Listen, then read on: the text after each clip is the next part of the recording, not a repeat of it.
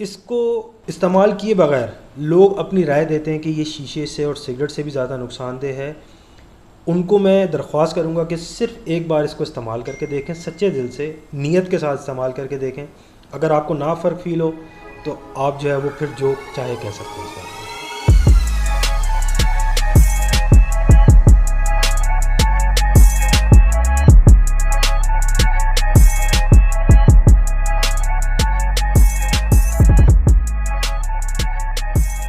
अस्सलाम वालेकुम नाज़रीन, मैं हूं अब्दुल्ला राजपूत और आप देख रहे हैं AR TV।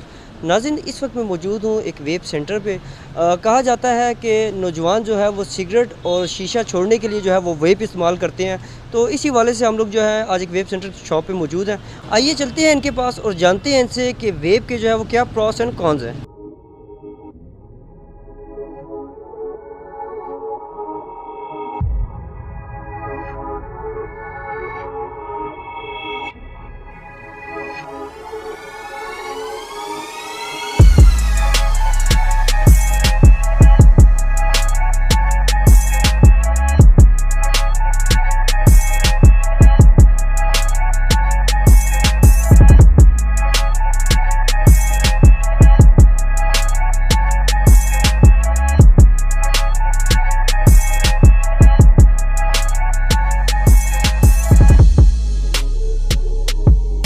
अस्सलाम वालेकुम। वालेकुम। सर ये बताइएगा ये वेप क्या चीज़ है और ये कैसे जो है इसके फंक्शन परफॉर्म करते हैं। सर, आसान अल्फाज में समझाया जाए तो वेप जो है वो एक ऐसा तरीका है जिससे आप निकोटीन का इस्तेमाल किसी बगैर बगैर किसी नुकसान के कर सकते हैं।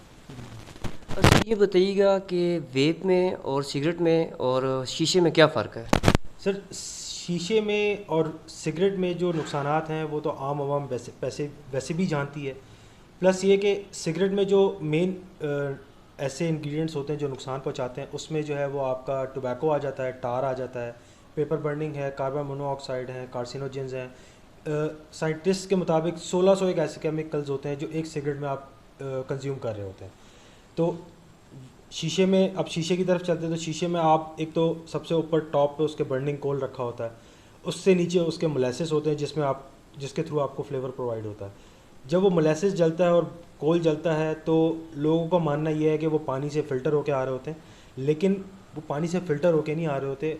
उसकी सिर्फ जो तेज़ी है वो पानी उसकी तेज़ी को कम कर रहा होता है, नुकसान आपको प्रॉपर उसके दे रहा होता है वो। वेपिंग में जो दो चीज़ें मेन जिससे लिक्विड बनता है जिसको आप कंज्यूम करते हैं, उसमें वेजिटेबल ग्लिसरीन होती है और प्रोपिलीन ग्लाइकोल होता है, और तीसरी चीज़ होती है निकोटीन, जो कि प्योर फॉर्म में इंक्लूड की जाती है। इसके साथ कोई ऐसे हार्मफुल केमिकल्स नहीं होते या ऐसे कोई अनासर नहीं होते जो आपकी बॉडी को नुकसान पहुँचाएँ।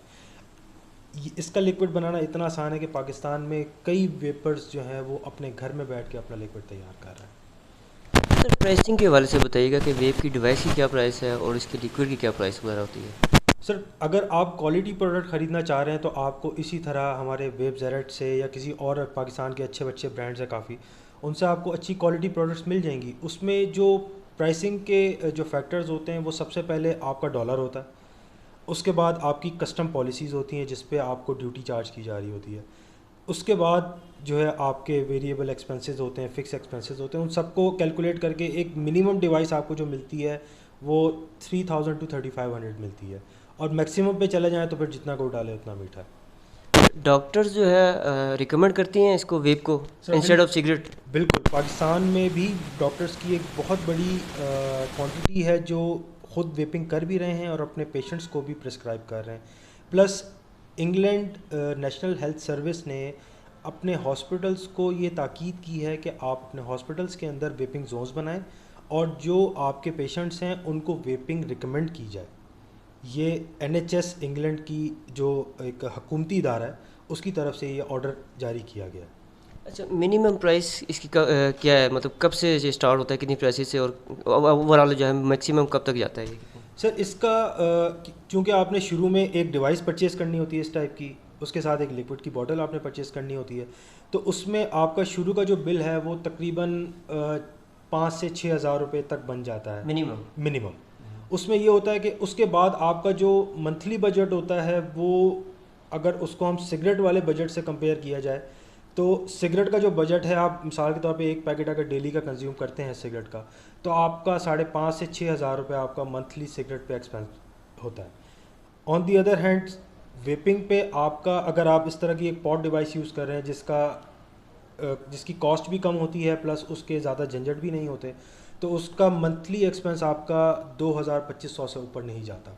तो ये आपकी सेहत पे भी आसान है और आपकी जेब पे भी आसान है। सर दूसरा ये बताएंगे, अगर कोई इस वेब का बिज़नेस करना चाहे तो जी उसको जी। क्या कोई प्रोसीजर वगैरह अपनाना पड़ेगा? सर प्रोसीजर, एक कंपनी को खोलने का जो सिंपल सा प्रोसीजर होता है कि आपने SECP में आपने जो है उसको रजिस्टर करवाना है, आपने FBR से अपना NTN नंबर वसूल करना है, क्योंकि ऑब्वियसली आप अगर एक चीज़ को सेल कर रहे हैं और आप बिज़नेस कर रहे हैं तो आपने उस पर सेल्स टैक्स भी देना है, आपने उससे इनकम टैक्स भी देना है। प्लस ये कि जब आप सामान इंपोर्ट कर रहे होते हैं, क्योंकि हार्डवेयर जो है वो चाइना में मैन्युफैक्चर होता है, तो वो चाइना से ज़्यादातर लोग इंपोर्ट करते हैं। लिक्विड जो है वो आपका, जो मेन 2 कंट्रीज़ है जहाँ पे लिक्विड प्रोड्यूस हो रहा है, वो अमेरिका है और इंग्लैंड है, तो वहाँ से आप लिक्विड इंपोर्ट करते हैं। अब उस पर होता ये है कि आपका जो मिसाल के तौर पे डिपेंड करता है, अब दुकान इस्लामाबाद जैसे शहर में अगर आप दुकान लेना चाह रहे हैं तो उसके माशाल्लाह किराए भी ज़्यादा होते हैं, फिर आगे एडवांस हैं, सिक्योरिटीज़ हैं, वो सब उसको एक साइड पे कर दें। जो आपके आइटम की जो कॉस्ट आती है वो एक 10 से 12 लाख रुपए में आप एक अच्छा बिज़नेस शुरू कर सकते हैं, other than the cost of the shop. अच्छा, इसका मतलब ये कि पाकिस्तान में फ़िलहाल जो है होलसेल मार्केट नहीं है एज सच वेपिंग की या इसकी लिक्विड्स वगैरह की? सर पाकिस्तान में होलसेल मार्केट तो है लेकिन मैन्युफैक्चरिंग मार्केट नहीं है। पाकिस्तान में इस चीज़ की इंडस्ट्री नहीं है। होलसेल पाकिस्तान में बहुत सारे वेंडर्स कर रहे हैं जो बाहर से, चाइना से इंपोर्ट भी करते हैं और अमेरिका से भी इंपोर्ट करते हैं लिक्विड्स, लेकिन फिर ऑब्वियसली उन्होंने इतना ख़र्चा करके एक चीज़ मंगाई है तो उस पर वो भी कुछ प्रॉफिट रखेंगे, तो फिर वो होलसेल जो ओरिजिनल प्राइस होती है उसमें 500-600 रुपये पर पीस पर प्रोडक्ट ऐड हो जाता है, तो वो फिर होलसेल प्राइस नहीं रहती, वो समझ लें डिस्काउंटेड रिटेल प्राइस होती है। तो उसमें भी आपको फिर जो है वो ज़्यादा प्रॉफिट जो है वो उसमें फिर वो बचता नहीं है। अच्छा सर, आखिर में मैं ये पूछूंगा कि जो लोग शीशा यूज़ करते हैं या सिगरेट यूज़ करते हैं उनको आप कैसे रिकमेंड करेंगे? सर देखें, आपने जब सिगरेट पीनी शुरू कर दी है, पहली बात तो ये है कि बिल्कुल नहीं पीनी चाहिए। ये आपकी सेहत के लिए, आपकी जान के लिए, आपके माल के लिए, आपके घर वालों के लिए सबके नुकसानदेह है। प्लस खुदा ना खास्ता आपने शुरू कर भी दी है तो इसको छोड़ने का एक बहुत कामयाब और बहुत आसान ज़रिया है वेपिंग। ठीक है, निकोटीन गम्स भी आती हैं, निकोटीन पैचेस भी आते हैं, लेकिन उनका जो वे ऑफ़ यूज़ है वो स्मोकिंग से डिफरेंट होता है। बबल आप चबा रहे होते हैं, पैच आपने बाजू पे या किसी जगह अपनी बॉडी पे लगाया हुआ होता है, तो उससे तो निकोटीन इंटेक हो रही होती है, लेकिन आपको वैसे इस्तेमाल के ज़रिए फ़ील नहीं होता। जब वेपिंग आप बिल्कुल सिगरेट के तरीके पे इस्तेमाल करते हैं तो आपको प्रॉपर फील होता है कि आपकी निकोटीन कितनी पूरी हो रही है, आप कौन सा फ्लेवर यूज़ कर रहे हैं और आपको कितने पफ रिक्वायर्ड हैं। आपको प्रॉपरली हर पफ के बाद आपको फील होगा कि आपकी क्रेविंग जो है वो सेटिस्फाई होती जा रही है।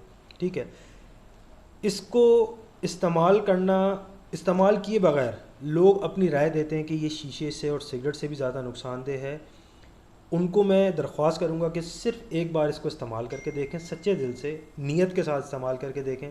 अगर आपको ना फ़र्क फ़ील हो तो आप जो है वो फिर जो चाहे कह सकते हैं इस बारे में। बहुत शुक्रिया।